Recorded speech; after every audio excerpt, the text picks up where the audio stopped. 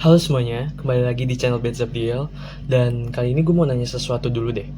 Di sini ada nggak sih yang sering banget dibilang lo tuh terlalu baik? Awalnya sih kedengarannya kayak pujian ya, tapi anehnya kok yang terlalu baik justru malah sering capek, sering dimanfaatin, sering disakitin. Nah, ini yang menarik. Karena dalam psikologi sosial atau psikososial, kadang yang kita sebut orang baik sebenarnya bukan cuma baik, tapi non-assertive. Dan ini beda banget. Gini contohnya, misalnya ada teman lo yang minjem duit. Lo sebenarnya lagi butuh duit juga, tapi malah mikir, ya udah deh, kasihan dia. Atau ada orang yang nyuruh lo bantuin sesuatu, padahal lo lagi capek banget. Tapi lo jawab, iya, nggak apa-apa kok. Padahal dalam hati, ya Tuhan, gue capek banget. Itu namanya komunikasi non-assertif. Mungkin dalam teori perilaku manusia, orang non-assertif biasanya punya kecenderungan merendahkan dirinya sendiri. Bukan berarti dia lemah ya teman-teman, tapi dia terlalu memprioritaskan perasaan orang lain dibanding perasaan dirinya sendiri. Jadi akhirnya hak dirinya sendiri malah sering dikorbankan. Sekarang kita masuk ke fenomena yang lebih dalam lagi teman-teman. Kenapa orang baik sering jadi target? Ada konsep yang namanya enabler. Ini sering banget kejadian di kehidupan nyata. Contohnya gini, misalnya ada orang yang selalu bikin masalah, telat terus, gak bertanggung jawab, atau sering ngerepotin orang lain. Tapi selalu ada satu orang yang bantuin dia, nutupin kesalahannya, ngerjain tugasnya, atau selalu, ya udah nggak apa-apa. Nah, orang itu adalah enabler, teman-teman. Yang lucunya, sebenarnya dia niatnya nolong, tapi secara nggak sadar, dia justru bikin orang yang salah itu nggak pernah belajar. Dan yang capek siapa? Ya dia sendiri, teman-teman. Dan kadang kita mikir, kok gue terus ya yang kena? Padahal sebenarnya sistem hubungan itu udah kebentuk kayak gitu. Ini dijelasin juga dalam teori sistem. Dalam hubungan sosial, manusia itu cenderung menjaga keseimbangan, atau istilahnya homeostatis. Tapi masalahnya, kadang keseimbangan yang kita jaga itu sebenarnya gak sehat. Misalnya, lo terus ngalah, lo terus bantu, lo terus sabar, supaya hubungan tetap damai. Tapi energi yang lo keluarin jauh lebih besar daripada yang lo terima.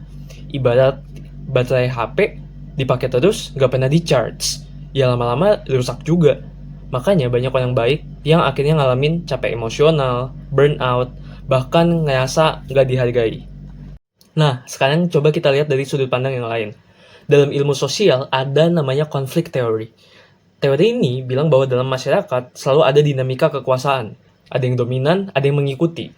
Dan seringkali orang yang gak punya batasan yang jelas akan dianggap lebih mudah dimanfaatkan. Ini bukan karena dia lemah teman-teman, tapi karena orang lain melihat bahwa dia pasti gak akan nolak. Dan ini realitas sosial yang sering terjadi. Makanya kadang kita lihat fenomena kayak gini, orang yang baik atau yang paling baik di kelompok justru yang paling sering diminta tolong. Yang paling sering dibebanin, yang paling jarang dihargai. Agak ironis ya. Tapi tenang teman-teman, bukan berarti kita harus menjadi orang jahat ya. Enggak gitu. Tapi kita harus mempunyai atau mempelajari satu skill penting, yaitu menjadi asertif. Asertif itu beda sama galak, beda sama egois, beda sama jutek. Asertif itu artinya lo jujur tentang batasan diri lo. Contoh simpelnya, maaf ya, aku nggak bisa bantu sekarang. Udah, nggak perlu drama, nggak perlu merasa bersalah berlebihan. Karena sebenarnya kita semua punya yang namanya hak asertif.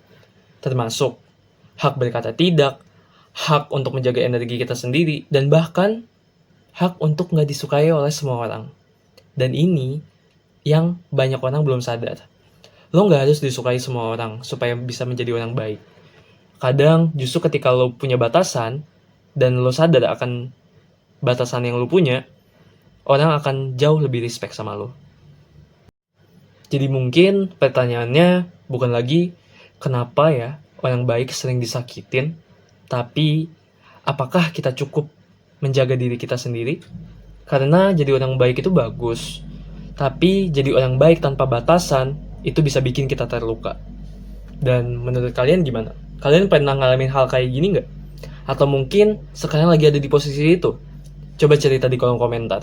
Dan kalau kalian suka konten yang bahas tentang fenomena sosial, tapi tetap relate sama kehidupan sehari-hari, jangan lupa subscribe ke channel ini. Dan karena kita bakal bahas banyak hal yang menarik dari perspektif ilmu kesejahteraan sosial. Sampai jumpa di video berikutnya.